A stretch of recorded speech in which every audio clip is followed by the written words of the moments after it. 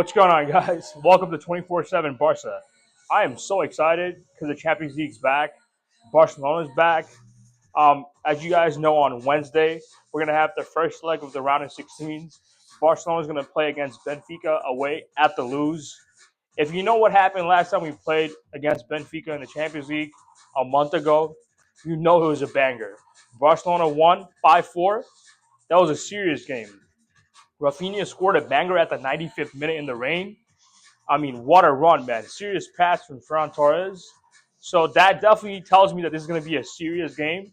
A lot of people were saying that Barcelona had an easy route to the Champions League, but that's not true because we know how capable of a team Benfica are. They're a solid team. I mean, Pavlidis scored a hat-trick in the first half against us in the last game.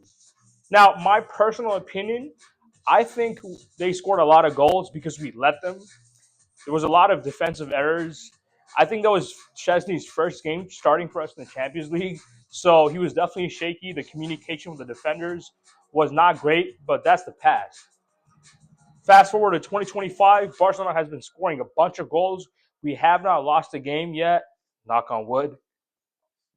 Mr. Flick has really got this team performing. This team is super fluid, very intense, likes to score goals. And honestly, I can't wait. This is going to be a really, really exciting game. Let's start off with the starting 11.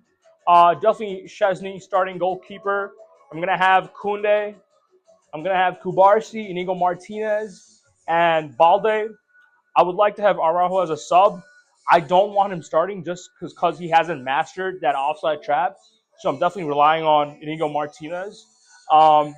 Midfield, I would like Pedri, Amo as CAM, and I would like to start with Casado. Now, a lot of you guys were saying that Frankie De Jong has been playing so well, and I agree. He has been playing really well. The game against Atletico was probably his best game. But the thing with Casado is he brings on that intensity, man. He brings on that work ethic, man. He'll run. He'll make those tackles. He'll do the dirty work. And honestly, against Benfica, we're gonna need him.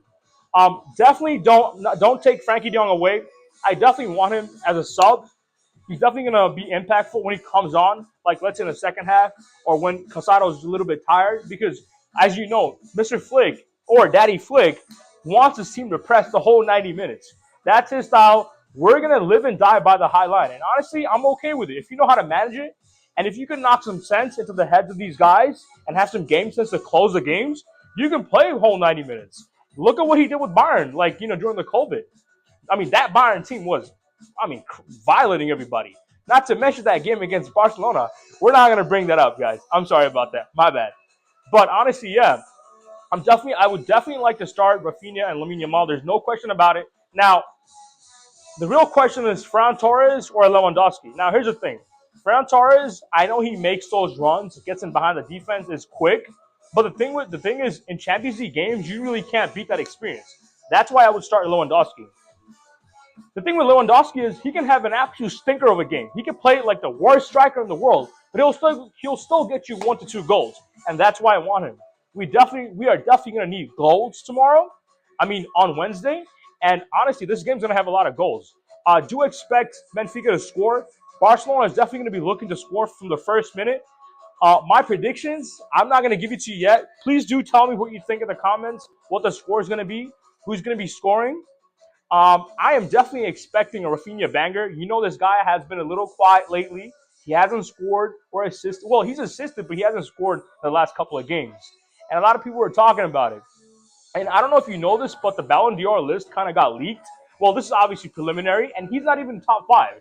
So that gives him more of a reason to score. And we know what happens when you count Rafinha out. We've seen it. Remember that post on Instagram? Honestly, Rafinha, I think it's going to be a Rafinha banger, I really think it's going to be a Rafinha hat-trick.